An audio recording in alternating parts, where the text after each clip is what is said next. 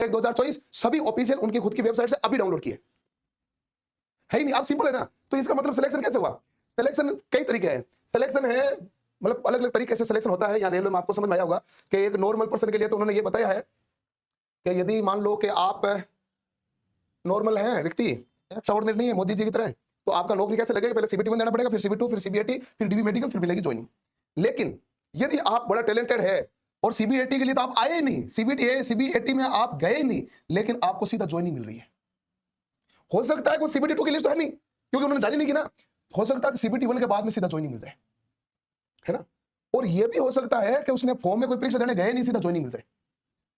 सब possible condition है, all possible condition. पता नहीं कहां से आई, कैसे लिस्ट आई, कैसे ज्वाइन किया, ये तो समझ से परे है। अच्छा, केवल आरआरबी चंडीगढ़ का ही नहीं है, आरआरबी गोरखपुर का यही केस है।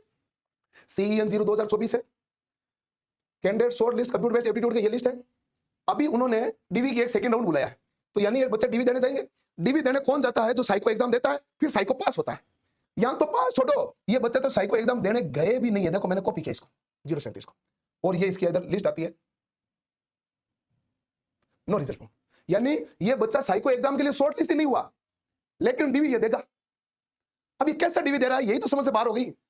जो बच्चा CBT2 पास ही नहीं हुआ, एक में तो कह रहा हूं ज्वाइनिंग करेगा, चंडीगढ़ वाले कह रहे हैं कि पास नहीं हुआ तो क्या हुआ, आपको क्या फर्क पड़ता है, हम जाने, हमारा काम जाने। बच्चा CBT2 पास नहीं हुआ, लेकिन बच्चा मासूम बच्चा है, इसलिए उसको सीधा ज्वाइनिंग देंगे। तो वो तो दे रहे हैं CBT2 के बाद में सीधा ज्वाइनिंग, ठीक है।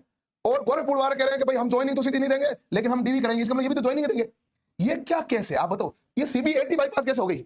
CB80 बाईपास हो गई तो RTO काम भर गया। एक तो पहले बच्चों के साथ धोखा ऐसे हुआ था कि 15 जुलाई को उन्होंने एग्जाम लिया, उसमें उनकी खुद की मिस्टेक, जिसके कारण वही सेम एग्जाम कुछ बच्चों का 31 अगस्त को लिया। 45 दिन के बाद में सेम ही पेपर दिया, सेम ही टाइप, सेम ही टेस्ट दे दिया, लेवल भी सेम ही दे दिया।